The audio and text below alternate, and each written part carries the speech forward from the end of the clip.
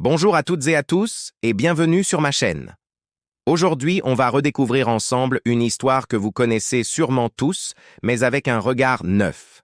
C'est un conte intemporel, une leçon de vie qui résonne encore très fort à notre époque. L'histoire de la tortue et du lièvre. Vous vous souvenez? Ce lièvre arrogant et cette tortue déterminée?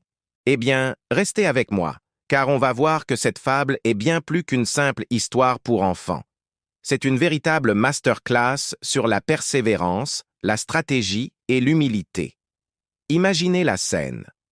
Dans une forêt paisible, vivait un lièvre, le plus rapide de tous les animaux. Il était tellement fier de sa vitesse qu'il passait ses journées à se vanter et à se moquer des autres, en particulier d'une petite tortue, connue pour sa lenteur légendaire. « Hé, la tortue, tu veux faire une course ?» lui lançait-il souvent en riant.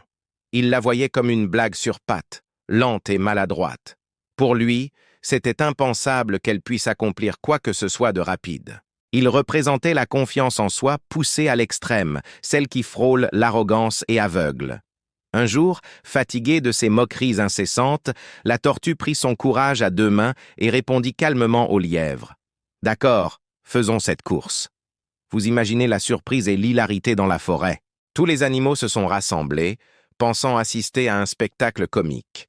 Le lièvre, lui, riait aux éclats. « Toi, me défier? C'est la meilleure de l'année !»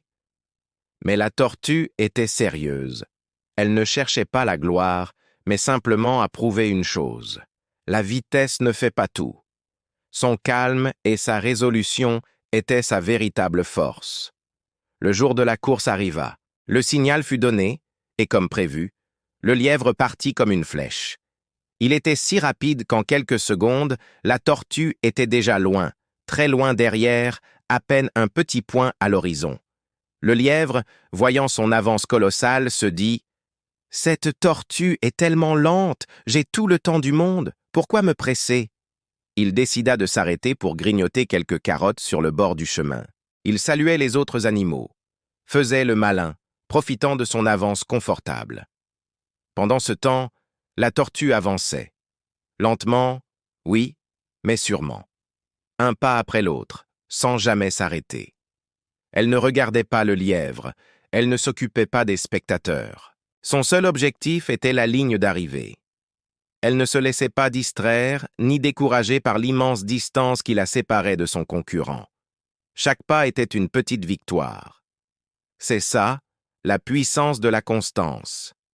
Elle n'essayait pas d'être rapide, elle essayait simplement de ne jamais abandonner. C'est une leçon incroyable, non? La régularité bat souvent l'intensité sporadique. Le lièvre, après sa pause gourmande, a continué sa course. Puis, se retournant et ne voyant toujours pas la tortue, il a commencé à s'ennuyer. Le soleil tapait fort et il a aperçu un bel arbre ombragé. « Une petite sieste ne me fera pas de mal, » se dit-il. « Même si je dors 1 heure, je la rattraperai en 2 minutes. » Convaincu de sa supériorité, il s'allongea confortablement et s'endormit profondément. C'est là que son arrogance l'a trahi. Il a sous-estimé son adversaire, mais surtout, il s'est surestimé lui-même. C'est le piège classique du talent sans discipline. Et que faisait la tortue pendant ce temps? Elle marchait, toujours, pas après pas, avec une patience infinie. Elle a fini par passer à côté du lièvre qui ronflait sous son arbre. L'a-t-elle nargué? S'est-elle arrêtée pour se réjouir? Non. Elle a continué son chemin, concentrée sur son but. Elle savait que la course n'était pas terminée tant que la ligne d'arrivée n'était pas franchie. Elle n'a pas laissé l'erreur de son adversaire la distraire de sa propre stratégie. Elle est restée humble et focus. Le lièvre, lui, se réveilla en sursaut bien plus tard. Le soleil était déjà plus bas dans le ciel. Il regarda autour de lui, un peu confus. Pas de tortue en vue derrière lui. Il se mit à rire, pensant qu'elle était encore loin. Mais en regardant vers la ligne d'arrivée, il vit une petite silhouette qui s'en approchait dangereusement. C'était la tortue. La panique s'empara de lui. Il se leva d'un bond et se mit à courir comme jamais il n'avait couru. Il volait sur le chemin, déployant toute sa vitesse. Mais il était trop tard. Alors qu'il n'était plus qu'à quelques mètres de l'arrivée, la tortue, épuisée mais victorieuse, franchit la ligne.